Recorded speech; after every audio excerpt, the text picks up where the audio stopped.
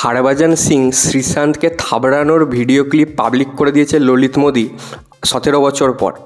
2008 সালে মানে আইপিএলের প্রথম সিজনে kings 11 Punjab versus Mumbai Indians ম্যাচের শেষে যখন দুই দলের প্লেয়াররা হাত মেলাচ্ছিল তখন হরভজন সিং শ্রীশান্তকে এসে এক থাবড়া মারে এবং এই ক্লিপটা তখন বিসিসিআই রিলিজ করেনি। আমরা ঘটনাটার ব্যাপারে জানতাম এবং শুধু দেখেছিলাম শ্রীশান্ত কাঁদছে।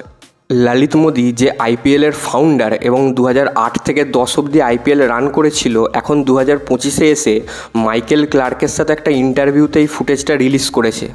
বোঝাই যাচ্ছে যে এটা একটা পাবলিসিটি স্টান্ট এবং মার্কেটে নতুন কন্ট্রোভার্সি তৈরি করার জন্য সেই ঘটনাটা ঘটিয়েছে।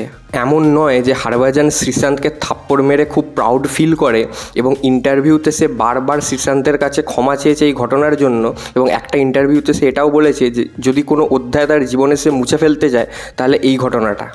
তবে এই ভিডিওটা দেখে আমার একটা মিমের কথা মনে পড়ে যাচ্ছে।